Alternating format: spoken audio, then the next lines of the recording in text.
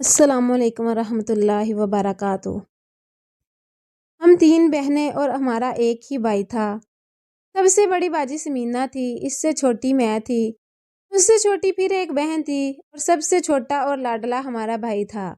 نعیم ہمارے ابا کے پرانے ملازم کا بیٹا تھا۔ جب یہ 11 سال کا تھا، اس کے ماں باپ زلزلے میں مکان کے ملبے تلے دب کر ہلاک ہو گئے۔ اللہ کی قدرت کی یہ لڑکا زندہ بچ گیا۔ والد صاحب اسے گھر لے آئے اور اس کی پرورش کرنے لگے۔ وہ صرف 8ویں تک پڑھ سکا۔ گھر کے برابر والد صاحب کا گودام تھا، جہاں وہ دکان کا مال سٹاک کرتے تھے۔ نعیم کو گودام میں رہنے کے لیے جگہ دے دی گئی۔ کھانا وہ ہمارے گھر سے کھاتا۔ گودام کی صفائی اور رکھوالی کے علاوہ گھر کا سودا سلف بھی اس کے ذمہ تھا۔ وقت گزرتا گیا، یہاں تک کہ نعیم گبرو جوان ہو گیا۔ اس نے قد کاٹ شکل و صورت خوب نکالی تھی۔ والد صاحب کو ایک مددگار کی ضرورت تھی اور اس لڑکے کا کوئی بھی نہ تھا۔ ابھی یہ اب ہمارے گھر کے لیے لازمی ہو گیا تھا۔ پاؤں کی جوتی کو کوئی سر پر نہیں رکھتا، یہ میری اماں جان کے الفاظ تھے۔ وہ خدمت گار کا بیٹا تھا اور اسے خدمت گار ہی رہنا تھا، لہٰذا والدہ نعیم سے فاصلہ رکھتی تھی۔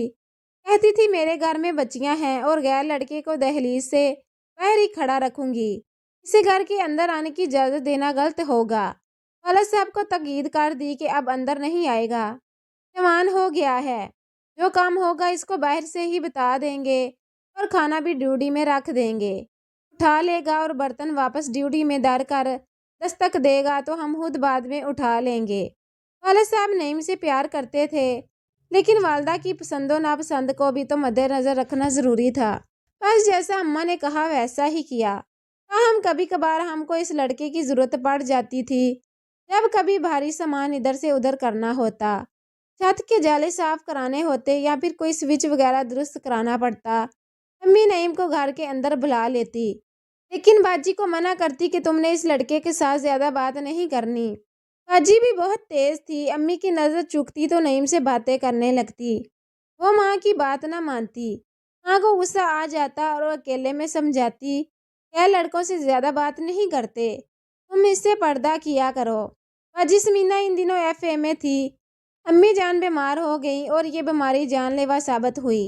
بلڈ پریشر کے باعث والدہ کے گردے خراب ہو گئے اور کچھ دن بیمار رہ کر وہ اللہ کو پیاری ہو گئی۔ ہمارے لیے یہ صدمہ بہت بڑا تھا۔ میں تب 7ویں میں پڑھ رہی تھی۔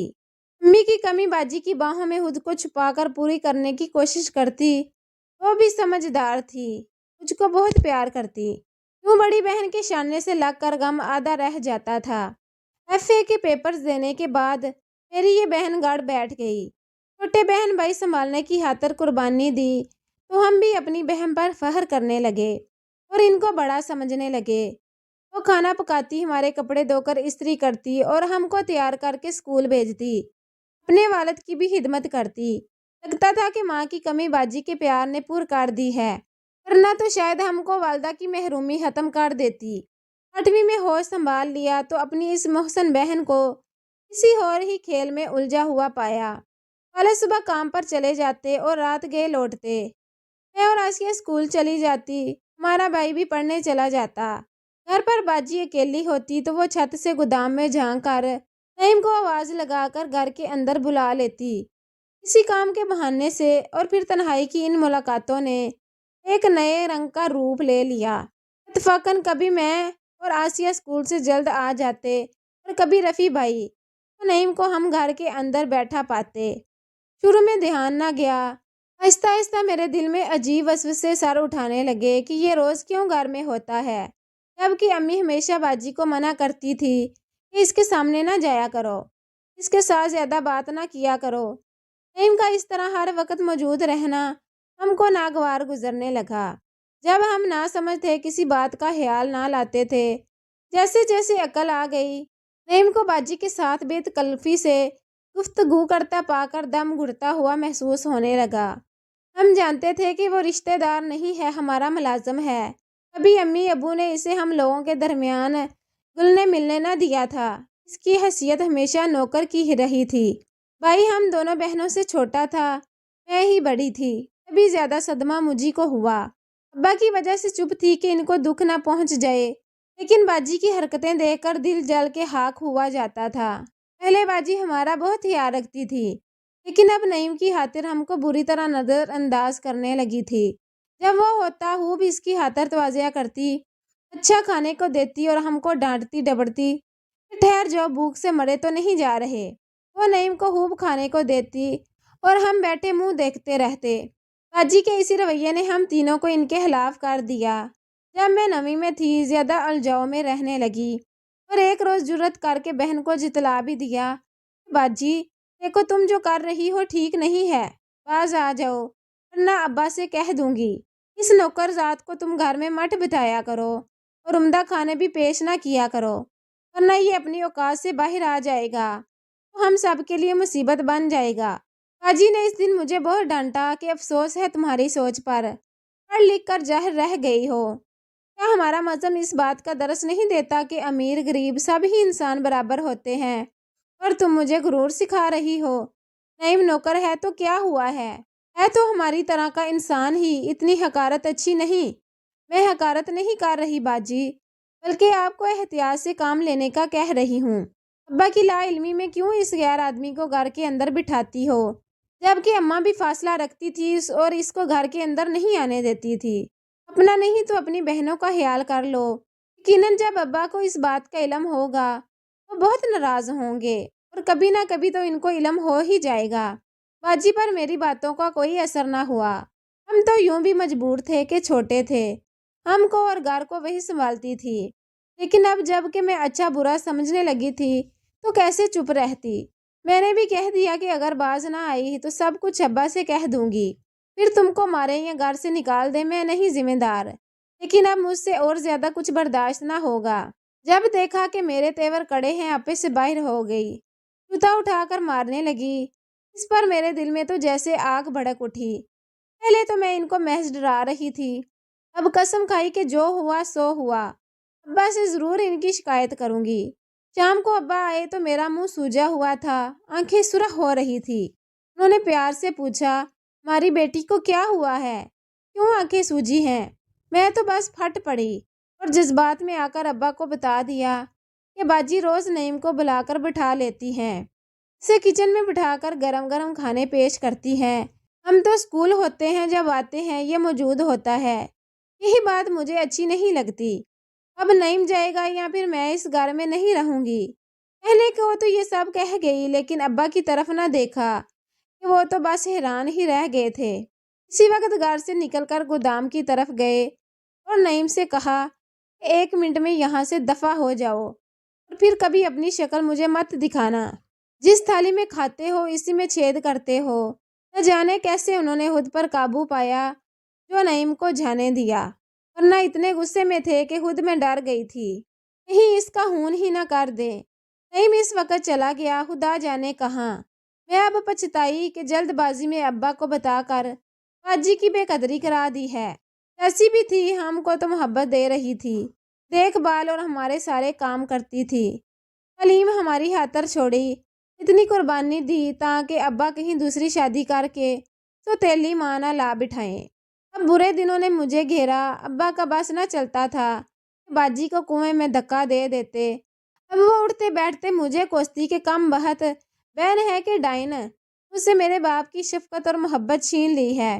ناگن میں تو ہر وقت تجھ پر نچھاور ہوا کرتی تھی اور تو نے یہ صلہ دیا ہے کہ مجھے باپ کی نظروں سے گرا دیا۔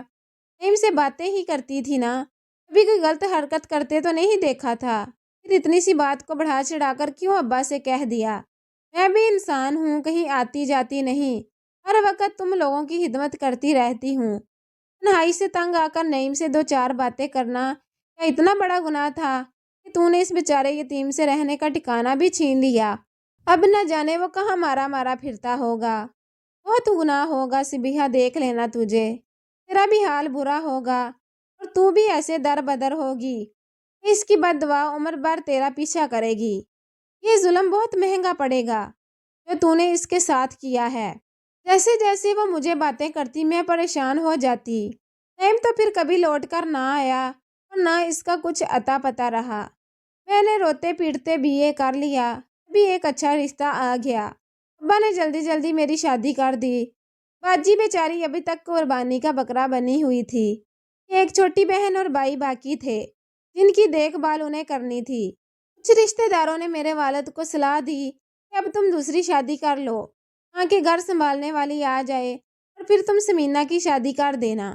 والد بھی چاہتے تھے کہ باجی سمینہ کی شادی کر دیں، لیکن کوئی اچھا رشتہ نہیں مل رہا تھا اور وہ اسی کوشش میں تھے کہ وہ ادھر بیٹی کے فرض سے سبک دوش ہوں تو پھر اپنی شادی کے بارے میں سوچیں۔ انسان سوچتا کیا ہے اور ہوتا کیا ہے۔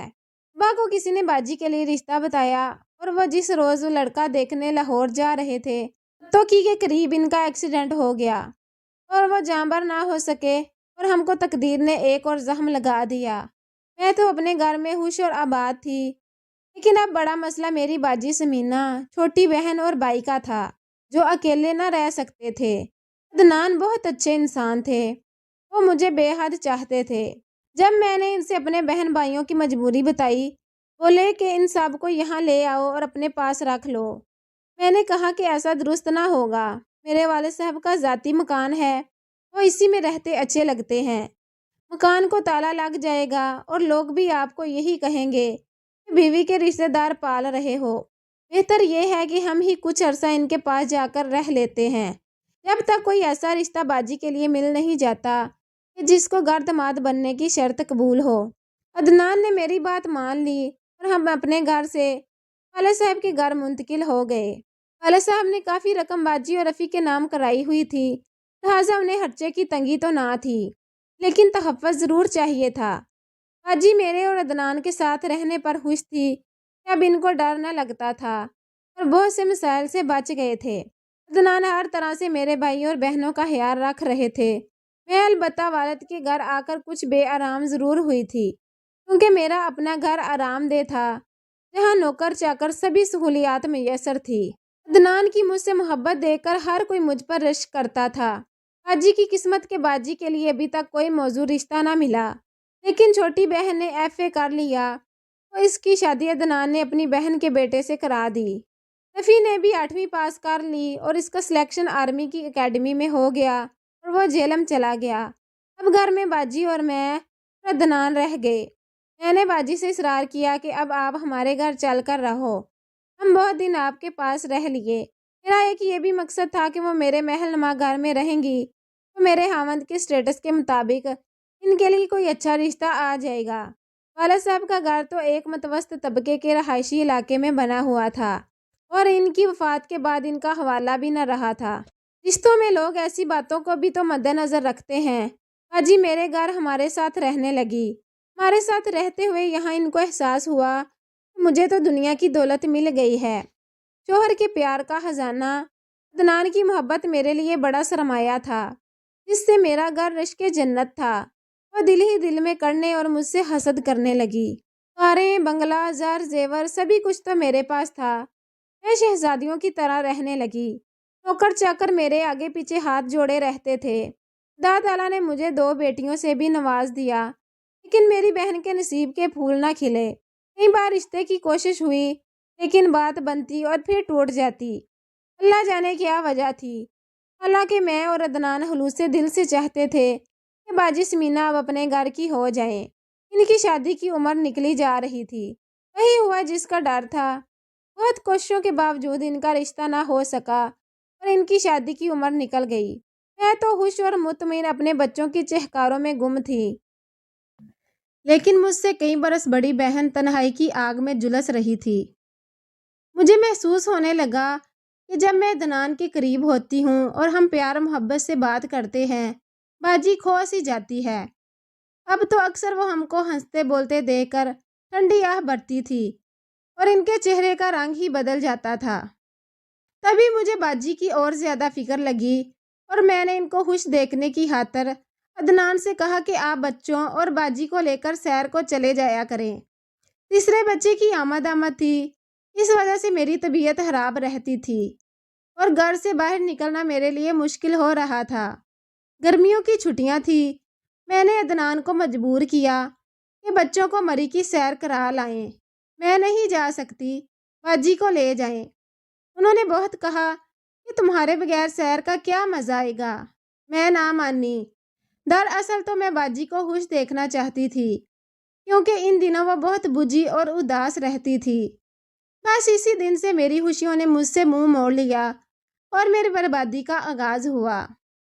شہر سے واپسی پر میری بہن کا موڈ مزاج کچھ اور تھا اور عدنان کی نظریں بھی بدلی بدلی تھی۔ وجہ میری سمجھ میں نہیں آئی، کیونکہ اس رشتے کو میں شک و شبہ سے بالاتر سمجھتی تھی جو میری بہن اور میرے شوہر کے درمیان تھا۔ عدنان ایسے پیار کرنے والے شوہر جس پر بیوی پورا بھروسہ کر سکتی تھی، جبکہ باجی نے تو مجھے بہت پیار دیا تھا۔ ماں کے گزر جانے کے بعد ان کی یاد کو اسی بہن کی محبت نے بھرا تھا، لیکن آج یہ کیا کہ دونوں ہی مجھ سے نگاہیں ملاتے ہوئے شرما رہے تھے۔ میں حیران اور خاموش تھی، تحمل سے کام لیا اور خود کو سمجھا لیا کہ سگی بہن پر شک و شبہ ناقابل معافی جرم ہے۔ معمول کے کاموں میں لگ گئی، لیکن باجی کے رنگ ڈھنگ بناؤ سنگار سے دل کو دھڑکا سا لگ گیا۔ خدا جانے کیوں جی کو بے سکونی کھا رہی ہے۔ تیسرے بچے کے جنم دن میں ہسپتال میں تھی۔ جب گھر لوٹی تو یہ گھر میرا نہ رہا تھا۔ عدنان نے معافی مانگی اور کہا، تمہاری بہن کا قصور ہے۔ میں نے تو کبھی ایسا سوچا نہ تھا، لیکن اب جو ہو چکا ہے اس کو بتائے بغیر میرے ضمیر کا بوجھ ہلکا نہ ہوگا اور بڑھتا جائے گا۔ انہوں نے جو کہا سن کر سناٹے میں رہ گئی۔ جس قدر ماتم کرتی کم تھا، کبھی بہن کی جانب دیکھتی تو کبھی شوہر کی طرف دیکھتی۔ دکھ تو یہ تھا کہ باجی کو اپنے اس گناہ پر کوئی دکھ، کوئی شرمندگی نہ تھی۔ دل عدنان کو دھتکارتا تھا، پھر بھی انہیں چھوڑنا نہ چاہتی تھی۔ یہ 3 بچوں کی زندگی کا سوال تھا، لیکن اخلاقی اعتبار سے اب مجھے ان کے نکاح میں نہیں رہنا تھا، کیونکہ اب میرا اپنے شوہر سے کوئی ناتا نہ رہا تھا۔ مجھے ان کا گھر چھوڑنا ہی پڑا۔ انہوں نے مجھے طلاق دی اور میں اپنے والد کے گھر آ گئی، جہاں کافی عرصے سے تالا پڑا ہوا تھا، اور باجی نے عدنان سے نکاح کر کے میرا گھر سنبھال لیا، میری جنت پر حقدار بن گئی۔ انہیں میرے لیے ذرا بھی دکھ نہ تھا اور نہ میرے بچوں پر ان کو رحم آیا۔ میں دن رات یہی سوچ سوچ کر حیران ہوتی اور گھلتی رہتی ہوں کہ اس قدر قریبی رشتوں کا بھی کوئی اعتبار نہیں۔ خاص کر اپنی سگی بہن بھی کبھی ایسا کر سکتی ہے کہ اپنی چھوٹی بہن کا گھر اجاڑ کر خود حقدار بن بیٹھے۔ خدا ایسی بہنوں سے دور ہی رکھے۔